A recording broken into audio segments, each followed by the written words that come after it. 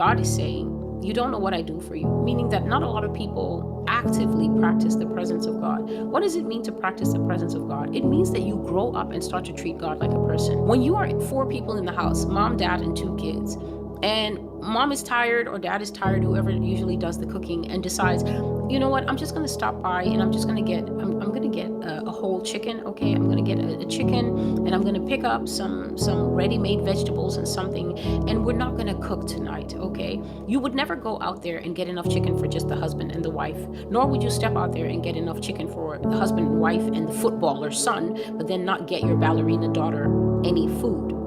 If she doesn't eat the chicken because she's a ballerina and she needs something a lot more lean or whatever it is that she eats, you would drive to where the family gets the majority meal, and then you would go to where she is, pick up what she eats, and you would bring it home and you would plate it for 4. You would never act as if there's 2 people in the house, 1 person in the house, or 3 people in the house. You would acknowledge that you guys are 4 and you would cater to 4 needs. A lot of people do not practice the presence of God. A lot of people will go and sit in front of material that is not good for their eyes and good for their ears, and they will act like Jesus Christ has gone on vacation, or that Jesus Christ is locked in some kind of underground basement and he's not there with them, watching them watch filth, watching them watch porn, watching them sleep with somebody that they're not married to. The Lord is right there in your fornication. The angel for both you, the male fornicator, and the female fornicator, are right there, and everybody hates you in that moment because they all hate sin.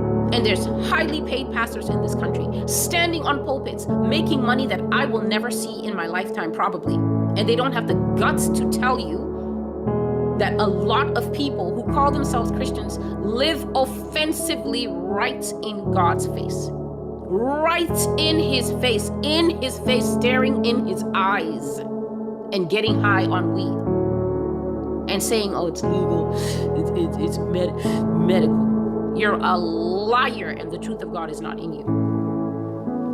You are a liar, and the desire to please the 4th man in the fire, Jesus Christ, who keeps the fire from burning you, burning your clothing, burning up those rebellious children of yours. The truth is not in you. People plate, if it's a 4 family, they plate for 4 and they forget about Jesus, the 5th man in the house. The 5th man who's actually the 1st man. They forget about Jesus in the house. They forget about Jesus in their marriage, begin to act savage on each other in that marriage. Why did you marry somebody's daughter? To torment her and to act like Buster Brown over her. Why didn't you just stay single? If you wanted to be the boss of something, you should have stayed with your cat. You shouldn't have married somebody's daughter to torment her and to show her in how many ways that you hate her. You shouldn't have married somebody's son to bankrupt him, to ruin his credit, trying to keep up with these fake imaginary TikTok girlies. Why did you get married only to be selfish? Why did you get married if you didn't know that it included endless reserves of maturity, peace and quiet, and forgiveness? If you knew you were a poor forgiver, leave that person alone and give them their ring back. You're not ready. If you have a tiny little raisin heart, go and rehydrate your heart in the blood of Jesus until you are able to forgive, until you are able to have patience with the babies, because babies come from the sex, ma'am. They change your body, and you won't be able to bind yourself as much as you want, or breastfeed for 2 minutes because it's going to ruin your figure. If you are selfish, stay by yourself and work on yourself.